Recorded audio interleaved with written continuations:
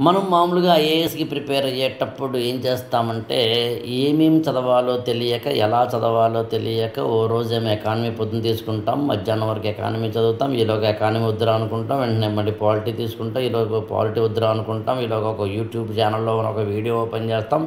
అక్కడ ర్యాంకరు నేను లేదా మరొక బాలలత మేడమో, మరి ఇంకొక సారో, మేడమో, యూట్యూబ్ ఛానల్ వాళ్ళు లేదా అఖిల్ బుద్ధి చాలా ఇష్టమైన ర్యాంకర్ ఆయనో మరొకరు అది ఈ మధ్యన కొత్తగా యంగ్ బ్లడ్ కుర్రాళ్ళు కొంతమంది తమ ఎక్స్పీరియన్స్ చెప్తూ చాలా మంచి మంచి వీడియోలు పెడుతున్నారు. నేను వాళ్ళ పేర్లు చాలామంది ఉన్నారు, చెప్పలేకపోతాను. ప్రత్యేకంగా వాళ్ళ మీద నేను వీడియో చేయాలనుకుంటున్నాను. అంటే ఈ ఐఏఎస్ ప్రిపరేషన్లో ఉండి వాళ్ళు ఎంత కష్టపడ్డారు, ఎంతెంతలాగా ఏ ఎక్స్పీరియన్స్ అయ్యారని చెప్తాను. ఇంకా వాళ్ళు ఇంకా అంటే జర్నీలో ఉన్నవాళ్ళు అని చెప్పనమాట. ఉదయం నుంచి రాత్రి వరకు తమ యొక్క డే లైఫ్ ఎలా ఉంది, తమకి ప్రిలిమినరీ రిజల్ట్ మెయిన్స్ అని ఇలా వీడియో అంటే ఇలాంటి అనేకమైన వీడియోలు పెడుతుంటారు. ఆ వీడియోలు మనం చూస్తూ ఉంటాము.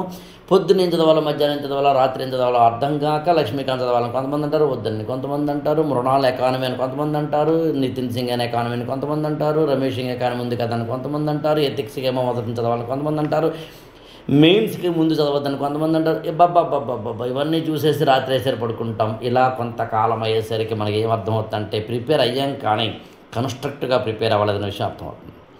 ఇటక మీద ఇటక పెడితే ఇల్లు అవుతుంది అని తెలుగులో పాట ఉంది. అలా time to time, book to book, material to material ఎవరైతే చదువుతారో ఒక కన్స్ట్రక్టివ్గా, సిస్టమేటిక్గా, ఆర్గనైజ్గా ఎవరు చదువుతారో దీని అంతటిని కలిపి టైం టేబుల్ అంటారు.